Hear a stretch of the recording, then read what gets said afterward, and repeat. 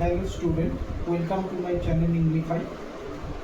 আজকে আমি আমার ভয়েস চেঞ্জের শেষ অ্যাসার্টিভ সেন্টেন্সের শেষ ভিডিও নিয়ে চলে এসেছি।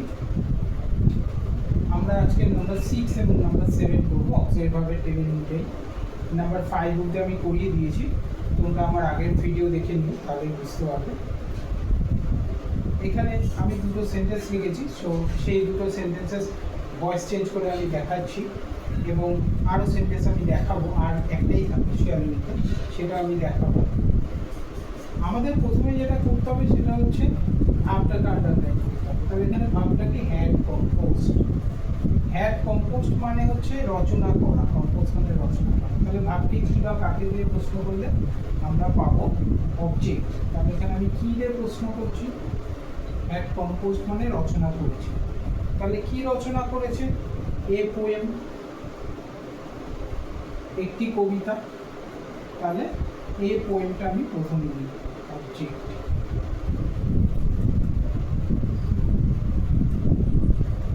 অবজেক্ট আমি প্রথমে লিখলাম আমার ফর্মুলা অনুযায়ী।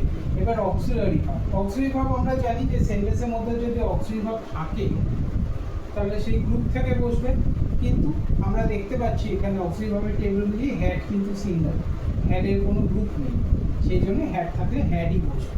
তাহলে হ্যাড হয়ে গেল। তাহলে আমি অবজেক্ট বসালাম, অক্সিলারি ভার্ব বসালাম, বিং বিং বি আমাকে বসাতে হবে। তাহলে হ্যাড যদি থাকে তাহলে এটা পাস্ট পারফেক্ট ইন্ডিকেট করে, তাহলে সেক্ষেত্রে আমরা বিং বসাতে হবে। তাহলে আমি কি কি করলাম? অবজেক্ট করলাম, অক্সিলারি ভার্ব করলাম, বিং করলাম। এবার পিপি, কম্পোস্টের পিপি কি? কম্পোস্টই।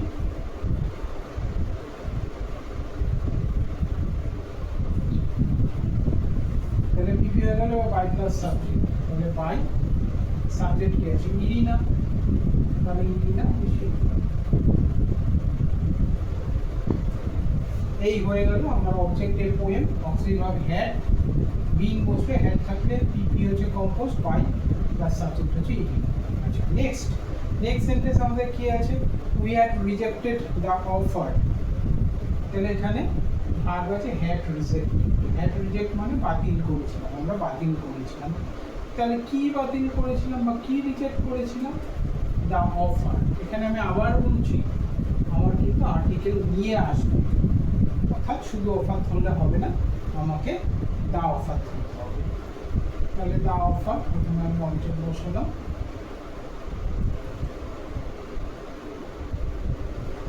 একইভাবে কিন্তু আমার অক্সিলারি ভার্ব বসাতে হবে। তাহলে আমি জানি হ্যাড থাকে, হ্যাডই বুঝবে, বসিয়ে দিলাম হ্যাড।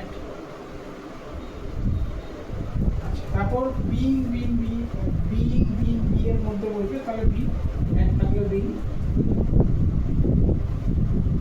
তাহলে এটা হয়ে গেল পিপি। পিপি রিজেক্টেড, রিজেক্টেডই হবে by plus subject. By subject কি আছে? উই আছে, তাহলে উইটা লাস্টে গেলে হয়ে যাবে আস। তাহলে আমাদের অক্সিলারি ভার্বের টেবিল অনুযায়ী এবার আমরা নাম্বার 7 করব। 6 অবধি আমরা করলাম, লাস্ট সেন্টেন্স আমরা 6 করছি, হ্যাড প্লাস বি3। এবার আমরা নাম্বার 7 করব, অর্থাৎ shall comma will plus present form a main verb, এটা আমরা করব। এক্ষেত্রে আমাদের প্রথমে জানতে হবে কোথায় শিয়াল বসে, কোথায় উইল বসে। যদি আমরা না জানি কোথায় শিয়াল বসে, কোথায় উইল বসে, তাহলে আমরা ভুল বসিয়ে ফেলব। তো সেক্ষেত্রে আই এবং উইয়ের সাথে শিয়াল বসবে, বাকি ক্ষেত্রে উইল। অর্থাৎ আমরা যদি দেখি যে অবজেক্টটা আই বা উই হচ্ছে, তাহলে আমরা শিয়াল বসাবো, আর যদি দেখি আই বা উই বাদ দিয়ে অন্য কিছু হচ্ছে, তাহলে আমরা সেক্ষেত্রে উইল বসাবো। সেন্টেন্সটি আছে I shall see a picture. তাহলে আমাদের নিয়ম অনুযায়ী প্রথমে ভাবটা আন্ডারলাইন করতে হবে। তাহলে ভাবটা কি আছে? Shall C. শ্যাল সি মানে দেখবো। তাহলে কি দেখবো, কি বা কাকে দিয়ে প্রশ্ন করতে হবে? তাহলে কি দেখবো? A picture. এই পিকচারটা কিন্তু আমরা অ্যান্সার পেয়ে যাচ্ছি। তাহলে এটা হয়ে যাবে আমার অবজেক্ট। তাহলে প্রথমে অবজেক্ট বসাবো, এ পিকচার।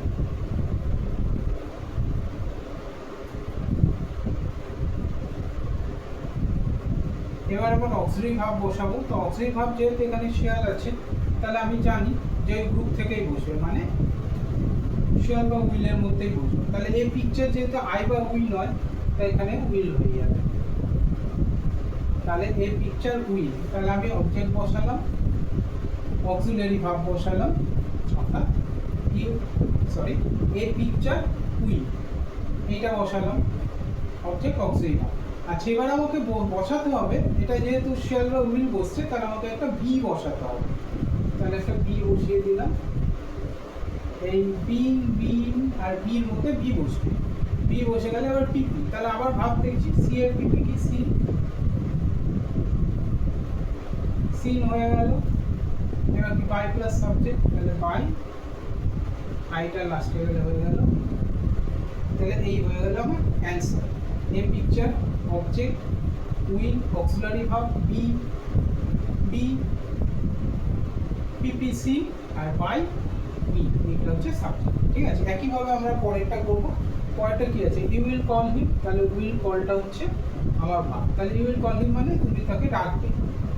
তাহলে এখানে কি দিয়ে প্রশ্ন করলে হবে না, কাকে দিয়ে আমি প্রশ্ন করছি। উইল কল মানে ডাকবে, তাহলে কাকে ডাকবে, হিমকে ডাকবে। তাহলে হিমটা প্রথমে এনে হয়ে যাবে কি। ঠিক আছে, একইভাবে উইল আছে, তাহলে শ্যাল উইলের মধ্যে বসবে, তাহলে হি অনুযায়ী যেহেতু আইবা উইল না, তাহলে উইল বসে যাবে। তাহলে আমি অবজেক্ট বসালাম, অক্সিলারি ভার্ব বসালাম। এবার বি বসলে বি। আচ্ছা পিপি, কলের পিপি কি, অর্থাৎ কলের ভিত্তি কল। এবার কি বসবে, বাই, একদম ফর্মুলা ধরে বাই প্লাস সাবজেক্ট, সাবজেক্ট কি আছে আমার, ইউ আছে, তাহলে ইউটা লাস্টে থাকলে কিন্তু না গেলে কিন্তু ইউই হবে, তাহলে ইউটা কিন্তু চেঞ্জ হয় না, হ্যাঁ লাস্টে। তাহলে অ্যান্সার হয়ে যাবে he will be called by you. ঠিক আছে, এইভাবে কিন্তু আমরা ফর্মুলা ধরে করতে পারি ভয়েসের। তো আজকে আমাদের অ্যাসার্টিভ সেন্টেন্স আমাদের পুরো কমপ্লিট হয়ে গেল। এই পুরো টেবিলটা আমি অর্থাৎ 1 2 3 4 5 6 7 হতে আমি কমপ্লিট করে দিলাম। এই 7টাই আছে, এই 7টা করলেই আমাদের হবে অ্যাসার্টিভ সেন্টেন্সের যে কোনো ভয়েস কিন্তু আমরা পেরে যাব। ঠিক আছে, জাস্ট এই ফর্মুলাটা সুন্দরভাবে আমাদের প্রয়োগ করতে হবে, আর এইগুলি সব প্রয়োগ করলে কিন্তু আমরা সুন্দরভাবে পেরে যাব। তো আমার এই ভিডিও যদি তোমাদের ইউজফুল লেগে থাকে তাহলে তোমরা অবশ্যই এটা বেশি বেশি করে শেয়ার করে দিও তোমাদের বন্ধুবান্ধবদের, এবং সাবস্ক্রাইব করো, লাইক দিও, যাতে ভবিষ্যতে এই ধরনের আরও ভিডিও আমি বানাতে পারি। তো until next video, good bye.